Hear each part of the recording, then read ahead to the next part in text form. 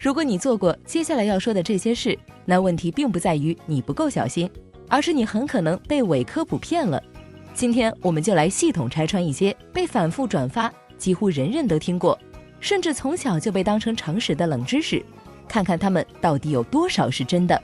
奇怪的冷知识又增加了：一、以任何方式自杀进医院的治疗费用，医保是不给报销的；二、被疯狗追的时候记得跑弯道，疯狗是不会拐弯的；三、矿泉水上面的保质期是指瓶子的保质期，而不是水；四、滴眼药水时微微张嘴，眼睛就不会乱眨了；五、打喷嚏打不出来时，看看太阳就打出来了。奇怪的冷知识又增加了。先来看第一条，以任何方式自杀进医院的治疗费用，医保是不给报销的。这个说法听起来非常严肃，也正因为它足够吓人，才被大量传播。但结论其实很明确，不准确，甚至可以说是错误的。在中国现行医保政策中，并不存在因自杀一律不报销的统一条款。实际执行中，无论是意外伤害、自残还是自杀未遂，在多数地区都仍然可以按照正常流程报销。真正可能导致拒赔的，通常只有几种情况，比如没有参保，使用了非医保目录药物，或者没有在定点医院就医。所谓自杀医保全拒，本质上是一种被反复放大的吓人型谣言，但在现实中并不成立。第二条也非常经典，被疯狗追的时候要记得跑弯道，因为疯狗是不会拐弯的。结论很简单，这是纯粹的谣言。狗的平衡能力、转向反应和奔跑机动性本来就远强于人类，无论是直线还是弯道，它们都可以快速转向。真正的危险从来不是你跑的是不是弯路，而是狗的瞬间爆发速度以及几乎无法抑制的咬合反射。相比跑弯道，更安全的做法是尽量避免刺激对方，寻找高处或可阻挡的障碍物，并使用身边可防护的物品。疯狗不会拐弯这种说法，本质上就是影视桥段加上口口相传，最终被当成了生存技巧。第三条听起来就更科学了，矿泉水瓶上的保质期其实是瓶子的保质期，不是水的。结论是错误的，但确实混杂了一点被误解的科学事实。水本身，也就是 H2O， 确实非常稳定，但问题在于瓶装水并不只由水构成。塑料瓶会老化，微量物质可能发生迁移，储存过程中还存在微生物污染，以及光照和温度的影响。所以真正的保质期从来不是只看瓶子，而是水本身加包装材料加储存条件的综合安全期限。这类说法之所以迷惑人，是因为它听起来很懂科学，但实际上是在偷换概念。第四条，很多人都深信不疑，洗完头自然风干比吹风机对头发更好。结论同样是常见误解。当头发处于湿润状态时，毛鳞片是张开的，结构也更加脆弱，长时间自然风干反而更容易造成损伤。真正伤头发的从来不是吹风机本身，而是温度过高、距离太近，以及长时间对着同一个位置直吹。更合理的做法其实是使用中低温，并保持一定距离把头发吹干，而不是完全拒绝吹风机。第五条是前半段里唯一站得住脚的一条，喷嚏打不出来，看看太阳就能打出来。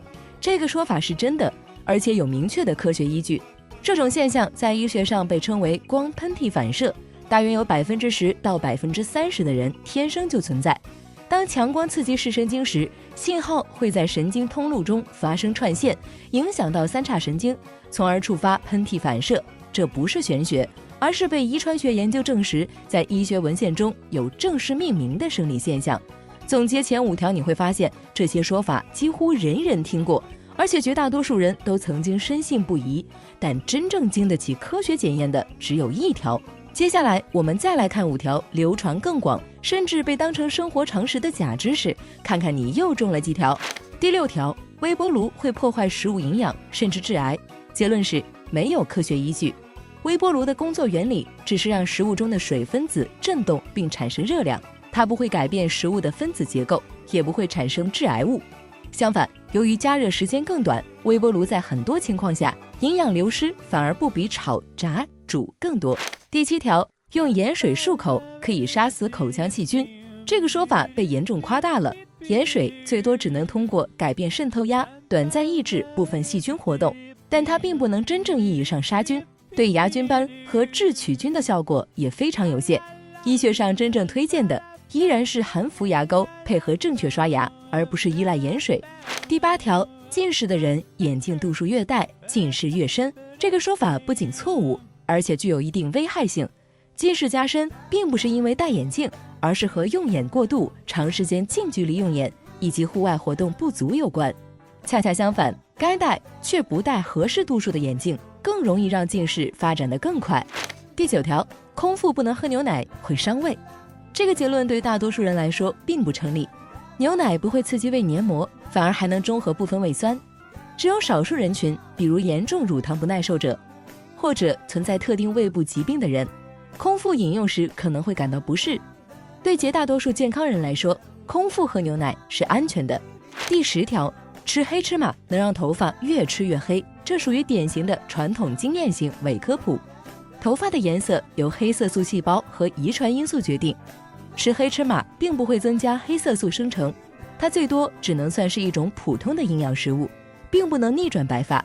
把这10条放在一起看，你会发现这些所谓的冷知识之所以能流传这么久，并不是因为它们真的科学，而是因为它们听起来特别有道理，也特别符合直觉。那么问题来了，这10条里你中了几条？如果你还听过类似的伪科普，欢迎在评论区分享。这里是辣目好奇，我们下期不见不散。